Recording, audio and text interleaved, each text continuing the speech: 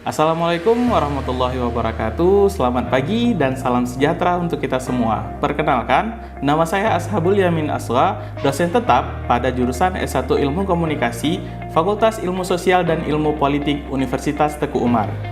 Video ini dibuat sebagai bagian dari pernyataan diri dalam unjuk kerja Tridharma Perguruan Tinggi atau disingkat PDD UKT-PT untuk sertifikasi dosen tahun 2026. Khususnya dalam aspek pengajaran. Perkenankan, pada kesempatan kali ini saya menjelaskan secara singkat terkait mata kuliah fotografi yang saya ampu. Mata kuliah ini disusun untuk membekali mahasiswa terkait konsep dasar fotografi, fungsi dan kegunaan berbagai peralatan fotografi, teknik dan teori pencahayaan, penguasaan teknik komposisi, dan pengambilan gambar. Sebagai mata kuliah wajib dengan 3 SKS pembelajaran yang dibebankan, perkuliahan ini tentunya dilakukan dengan pendekatan project based learning, yang nantinya mahasiswa akan belajar melalui investigasi mendalam, kolaborasi antara mahasiswa dengan konsumen, serta pemecahan masalah dunia nyata untuk menghasilkan produk akhir perkuliahan berupa hasil foto. 3 SKS perkuliahan terbagi kepada 2 SKS teori dan 1 SKS praktikum. Jadi, mahasiswa tidak hanya mempelajari teori, tetapi juga diminta untuk aktif mempraktikkan ilmu yang didapatkan secara langsung sesuai dengan kebutuhan pasar atau konsumen. Pembelajaran mata kuliah fotografi ini dilaksanakan selama 16 pertemuan, di mana 7 pertemuan awal merupakan penyampaian materi, dilanjutkan dengan UTS pada pertemuan ke-8. Selanjutnya, pertemuan ke-9 sampai dengan pertemuan ke-12 kembali pemaparan materi, dan pada pertemuan ke-13 dan ke-14 mahasiswa akan melakukan praktikum berbasis proyek foto sesuai dengan brief atau arahan dari konsumen. Dan terakhir, UAS akan dilaksanakan pada pertemuan ke-16 berupa display hasil proyek berbasis pameran foto hasil karya mahasiswa.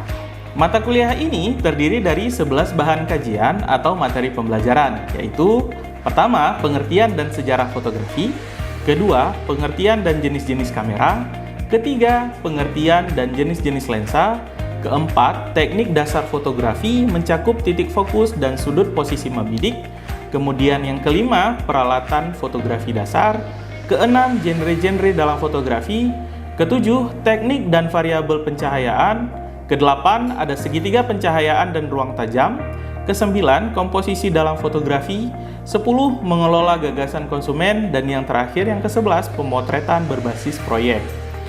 Capaian pembelajaran lulusan atau CPL jurusan S1 Ilmu Komunikasi yang dibebankan pada mata kuliah ini diantaranya, yang pertama, mampu merancang, mengelola, dan mengevaluasi strategi komunikasi berbasis riset dalam berbagai platform media, organisasi, komunitas, dan kewirausahaan komunikasi secara inovatif dan adaptif. Dan yang kedua, mampu memanfaatkan teknologi media digital dan pendekatan multi-platform untuk menciptakan konten yang berdampak, mendidik, dan memberdayakan masyarakat. Selanjutnya, untuk capaian pembelajaran mata kuliah atau CPMK pada akhir perkuliahan ini ada 5, yaitu yang pertama, mahasiswa mampu mengaplikasikan berbagai konsep dasar fotografi. Yang kedua, mahasiswa mampu mengaplikasikan serta menganalisis berbagai sudut kamera, titik fokus, dan jenis peralatan fotografi untuk pengambilan gambar sesuai dengan kebutuhannya. Yang ketiga, mahasiswa mampu menganalisis genre-genre fotografi. Yang keempat, mahasiswa mampu menganalisis serta mengevaluasi berbagai pengaturan elemen pencahayaan, ruang tajam, dan komposisi. Dan yang terakhir, mahasiswa mampu menciptakan hasil pemotretan. Metode pembelajaran kami laksanakan secara blended learning dengan mengombinasikan antara pertemuan tatap muka dan diskusi daring melalui platform AdLink. Juga grup komunikasi digital lainnya seperti WhatsApp Group. Pembelajaran juga dirancang dengan pendekatan DIA, yaitu delivery, penyampaian materi pembelajaran di kelas, kemudian interaktif kelas, di mana mahasiswa diberi kesempatan untuk bertanya dan menanggapi materi yang dibahas, dan assessment atau evaluasi. Evaluasi pembelajaran mata kuliah fotografi didapatkan dari 5 komponen, yaitu kuis interaktif dengan bobot sebesar 10%, penugasan individu sebanyak 2 kali dengan bobot sebesar 20%, UTS berupa tugas hunting foto sesuai dengan tema yang ditentukan dengan bobot sebesar 10%, kemudian tugas berbasis project dengan bobot nilai sebesar 50%, serta UAS berupa display hasil karya pada pameran foto internal dengan bobot penilaian sebesar 10%. Sehingga total bobot evaluasi penilaian mata kuliah fotografi ini sebanyak 100%. Demikian informasi yang dapat saya sampaikan terkait mata kuliah fotografi untuk mahasiswa jurusan S1 Ilmu Komunikasi Fakultas Ilmu Sosial dan Ilmu Politik Universitas Teguh Umar. Di sesi ini, mahasiswa belajar tentang definisi komposisi, tujuan utama komposisi secara filosofis, dan berbagai teknik komposisi dasar yang ada. Selamat menyaksikan. Bismillahirrahmanirrahim. Assalamualaikum warahmatullahi wabarakatuh. Waalaikumsalam warahmatullahi wabarakatuh. Pagi semuanya? Pagi. Sehat? Sehat. Sudah sarapan? Belum. Oke, setelah ini nanti kita sarapan bareng ya. Insyaallah. Baik teman-teman, selamat datang, selamat bergabung kembali di mata kuliah fotografi. Nggak terasa ya, kita udah pertemuan ke-12 menjelang akhir. Artinya, pertemuan ini akan menjadi pertemuan tatap muka terakhir kita sebelum nantinya teman-teman akan turun ke lapangan untuk melakukan praktikum. Ya. Udah kenal lah ya sama saya ya. Nama saya Ashabul Yamin. Udah 12 pertemuan kita, pastinya sudah kenal. Untuk memulai perkuliahan, mari kita bersama-sama memulai kelas dengan membaca basmalah. Bismillahirrahmanirrahim. Selanjutnya, silakan siapkan handphone teman-teman, kita presensi dulu ya. Silakan.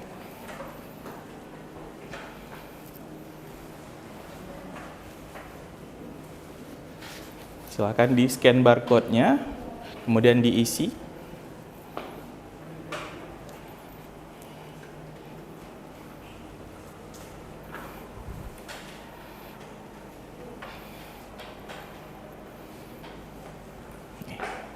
Sudah? Sudah, terima kasih. Nah, teman-teman, pada perkuliahan kali ini, capaian mata kuliah yang akan kita capai pada perkuliahannya adalah yang pertama, saya diharapkan mahasiswa mampu memutuskan komposisi gambar yang sesuai untuk berbagai macam tema foto. Jadi kita akan belajar tentang tema-tema komposisi untuk mengambil sebuah gambar. Kemudian subcapaiannya adalah yang pertama, di akhir nanti teman-teman diharap memiliki kemampuan mendeskripsikan definisi dari komposisi. Dan yang kedua, teman-teman bisa mengakurasi klasifikasi teknik komposisi fotografi. Ya. Oke, materi kita hari ini terkait dengan komposisi. Pernah ngambil gambar? Nah, ketika teman-teman ngambil gambar nih, pakai foto baik handphone ataupun kamera, biasanya objek utamanya itu kalian tempatkannya di mana? Di tengah. Oke, ada yang pernah naruhnya di pinggir? Pernah. Nah, penempatan objek-objek itu dinamakan komposisi. Ya. Kalau kita lihat definisinya, komposisi itu adalah seni untuk menciptakan kesatuan yang harmonis dengan memanfaatkan berbagai elemen-elemen pendukung visual yang tersedia. Ada alur, garis, bentuk, cahaya, bayangan, warna, tekstur, dengan meletakkannya pada tempatnya sehingga pas dan enak untuk dilihat.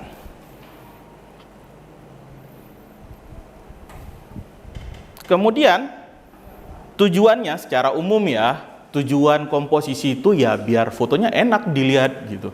Ketika orang ngelihat foto hasil karya teman-teman, ih cantik ya, ih bagus ya, itu tujuannya. Atau kalau misalnya teman-teman bekerja di bidang misalnya apa ya, jurnalis, pesannya itu tersampaikan. Oh, ada orang yang misalnya katakanlah ditangkap KPK, objek fotonya itu jelas posisinya di mana, gitu ya. Pesannya itu tersampaikan. Dan tujuan utamanya adalah mengarahkan mata penonton langsung ke pesan atau emosi yang ingin disampaikan fotografer. Jadi seperti yang sudah saya bilang selalu di mata kuliah saya, fotografi itu bukan diambil, tapi di-create, dibuat. Sehingga apa yang ada di dalam bingkai itu sesuai dengan apa yang kita inginkan. Ya. Selanjutnya, tujuan utamanya pertama membangun fokus, kemudian storytelling, dan juga bisa menciptakan estetika dan memicu emosi. Jadi foto itu nggak yang acak-acak gitu. Kalau kalian pernah lihat foto sampah, sampah yang difoto pun adalah sampah yang memang punya tujuan ingin disampaikan. Misalnya bahwa daerah ini rawan sampah atau sejenisnya. Apalagi kalau memang orang-orang yang ingin membangun tentang estetika. Foto cantik, oh bagusnya angle dari kiri, oh bagusnya angle dari kanan. Pernah kan orang-orang seperti itu? Nah, penempatan objek tersebut masuk ke dalam kategori komposisi. Oke, ada beberapa komposisi. Silahkan ditonton materi pengantarnya. Pertama, motion blur. Kedua, rule of balance. Ketiga, simetris. Keempat, perspektif. Kelima, frame in frame. Keenam, leading lines. Ketujuh, negative space. Kedelapan, refleksi. Kesembilan, separasi. Kesepuluh, tatan dan tekstur. Kesebelas, rule and arcs. Kedua-belas, fill the frame. Ke-13, color combination. Ke-14, golden triangle. Ke-15, golden ratio. Ke-16, isolasi objek. Oke, itu ada 16 komposisi dasar dalam fotografi. Apakah kita akan pelajari semua hari ini? Oh, tentu tidak. Karena waktunya tidak akan cukup. Nah, untuk mempelajari seluruh komposisi, ini baru 16 yang dijelaskan. Ada lebih dari 20 sampai 30 jenis komposisi yang ada. Dan itu bisa teman-teman pelajari nanti seiring dengan kebiasaan teman-teman dalam motret. Karena nggak semua komposisi digunakan dalam satu saat. Ada komposisi yang bisa digabungkan, ada komposisi yang memang diciptakan untuk diambil pada gambar-gambar tertentu saja. Oke. Oke. Yang pertama, ada rule of third. Kalau teman-teman pakai handphone, pernah nggak mengaktifkan garis-garis yang ada terbagi kotak-kotak itu di handphonenya? Pernah? Nah, grid itu adalah salah satu alat bantu untuk bisa kita menciptakan komposisi rule of third. Rule of third merupakan salah satu komposisi foto paling mendasar dan wajib diketahui oleh fotografer. Kita cukup membagi bidang foto menjadi 9 kotak sama besar dan meletakkan point of interest atau objek yang utama ingin kita foto pada titik atau garis di bidang yang terbagi tadi. Ya, interesting point-nya itu ada 4 titik, sementara interesting line terdiri dari 2 garis horizontal dan 2 garis vertikal. Kita sama-sama lihat contohnya. Nah, ketika teman-teman sudah membagi, sudah mengaktifkan grid ini, ya di kamera teman-teman, baik kamera handphone, letakkan objeknya itu di salah satu persimpangan garis. Boleh di mana saja. Ya, ketika sudah diletakkan di salah satu garis di salah satu persimpangan ini, maka foto tersebut sudah masuk dalam kategori yang menggunakan komposisi rule of third. Itu yang pertama. Yang kedua, bisa juga diletakkan di salah satu dari 2 garis vertikal atau 2 garis horizontal. Jadi tidak berada di persimpangan. Posisinya ada di garisnya, bisa juga. Ya, ini contoh yang pertama. Dan contoh yang kedua, meletakkannya di garis tadi. Ya, ini di sudut kanan bawah dan sudut kiri atas. Ketika motret, biar gampang, ini adalah komposisi paling gampang. Dengan mengaktifkan grid, ketika kita motret, kita bisa langsung menempatkan objek utamanya itu di salah satu sudut ini, persimpangan maksud saya, atau di salah satu garis vertikal dan garis horizontal. Ini adalah komposisi rule of third yang pertama. Yang kedua, simetris. Sama dengan arti namanya, yaitu center, simetris, sejajar kiri kanan. Komposisi ini meletakkan objek dan membagi bidang foto sama rata kanan dan kiri sehingga terlihat simetris. Jadi kalau teman-teman sering ngambil foto itu di tengah objeknya, kalau kalian bisa pastikan sisi kiri dan sisi kanannya itu sama, enggak harus sama persis ya, lebih ke mirip-mirip saja, maka itu sudah masuk dalam komposisi simetris ini. Contohnya seperti ini. Ini garis ini hanya garis imajinasi ya, imajiner ya. Tapi ketika kita motret jembatan dan fokusnya itu adalah center tengah, sisi kiri dan sisi kanannya itu seakan-akan sama. Walaupun tidak 100% sama ya. Bisa nggak kita motret orang dengan konsep seperti ini? Bisa. Tinggal letakkan saja subjek dan backgroundnya itu di posisi center atau di tengah. Kira-kira ketika kita bagi kiri dan kanan, mirip kan? Nah, tidak harus sama persis. Jadi objeknya ada di tengah dan sisi kiri serta kanannya itu seakan-akan simetris, sama bentuknya. Ya. Ini komposisi yang kedua. Selanjutnya, repetition and pattern. Artinya kita membuat objek itu seakan berulang-berulang.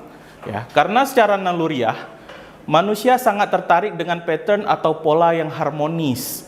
Itulah kenapa foto-foto dengan komposisi berpola atau pengulangan bisa menjadi sebuah karya foto yang bagus. Kita lihat contohnya saja. Tahu foto ini? Pernah lihat?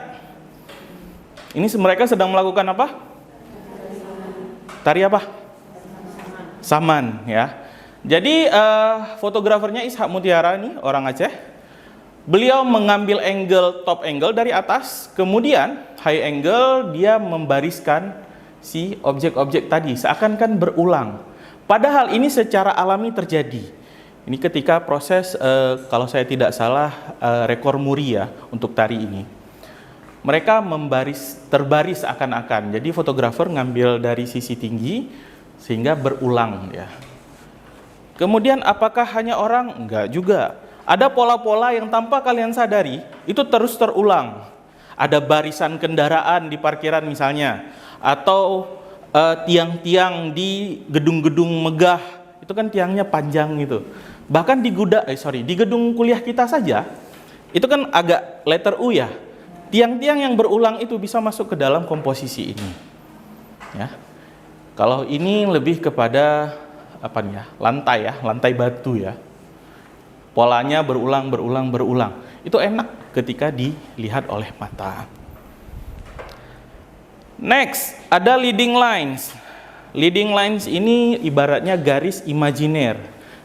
Garisnya itu nggak nyata, tapi terbentuk secara alami oleh susunan-susunan barang-barang atau susunan garis yang ada di alam. Line atau garis bisa berbentuk maya atau nyata yang menuntun mata kita ke objek yang menjadi point of interest. Cari objek seperti jalan, dinding, jembatan, atau apapun yang bisa membentuk sebuah garis maya dan mengarahkan mata ke objek sebenarnya. Contohnya seperti ini. Ini garisnya nggak ada teman-teman. Garisnya itu terbentuk dari apa?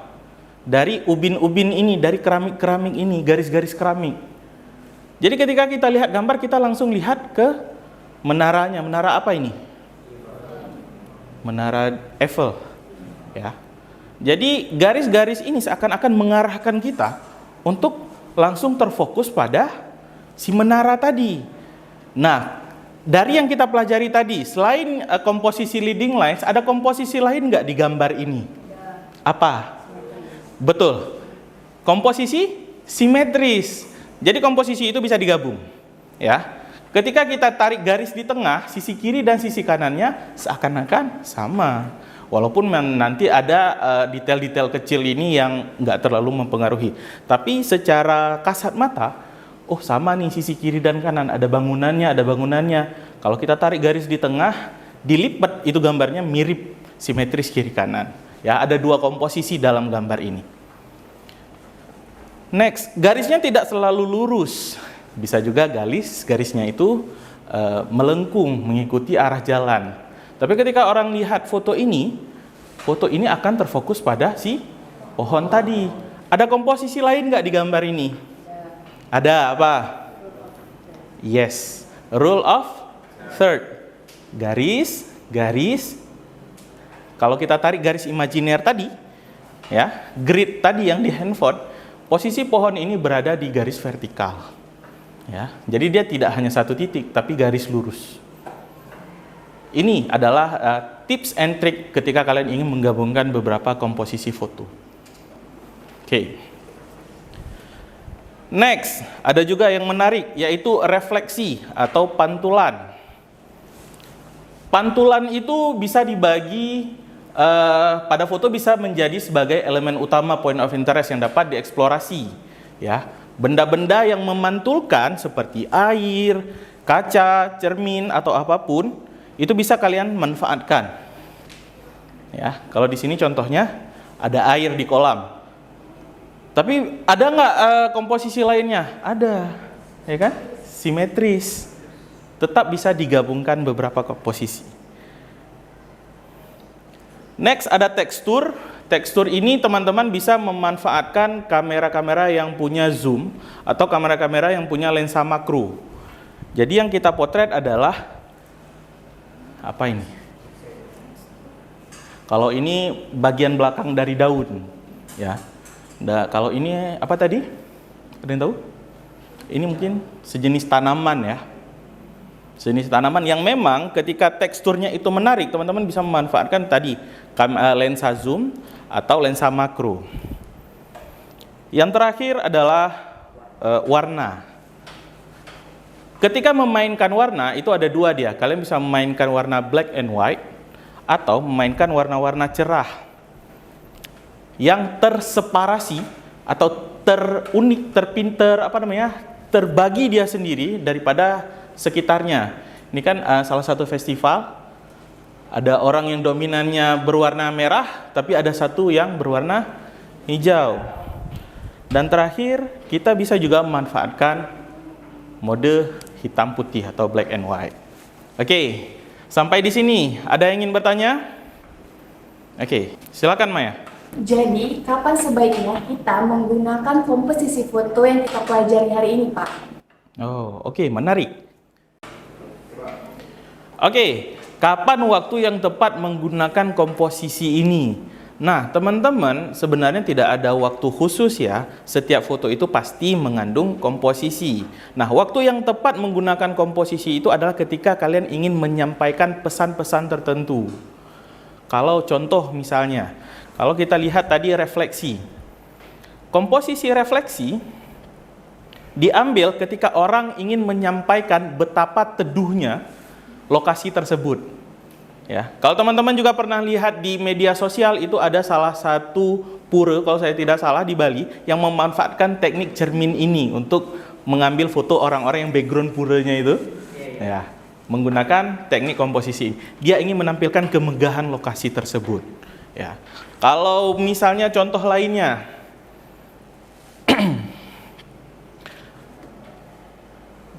leading lines ini, si fotografer ingin orang-orang itu tahu bahwa fokus utamanya itu adalah si pohon.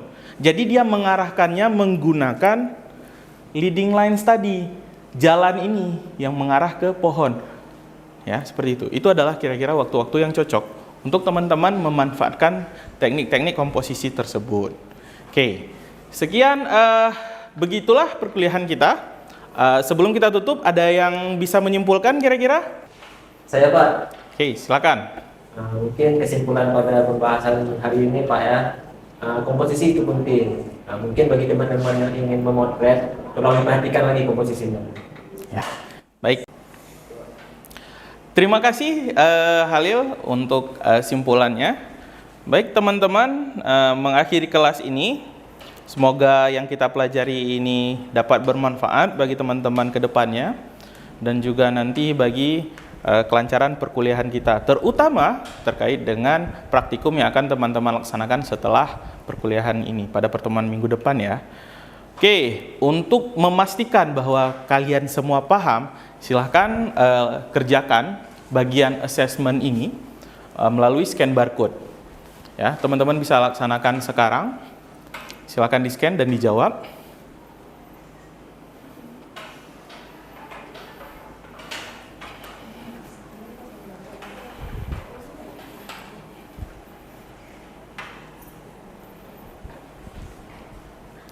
Adapun untuk memperkuat materinya, teman-teman nanti silakan juga bisa di-scan ini.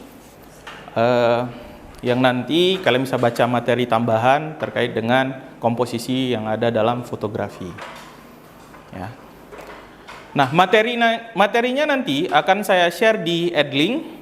Silahkan diakses setelah pulang nanti, teman-teman bisa baca-baca kembali, juga bisa baca materi pengayaan tambahan, juga kerjakan evaluasi perkuliahan tadi. Biar saya tahu nih, kira-kira teman-teman benar paham nggak dengan apa yang kita pelajari hari ini. Sekian sebagai penutup, saya tidak bosan-bosannya mengingatkan bahwa you don't take a photograph, you make it. Bahwa fotografi itu tidak diambil, tapi dibuat. Ya. Sekian, terima kasih. Kurang lebih saya mohon maaf. Billahi taufiq wal hidayah. Wassalamualaikum warahmatullahi wabarakatuh.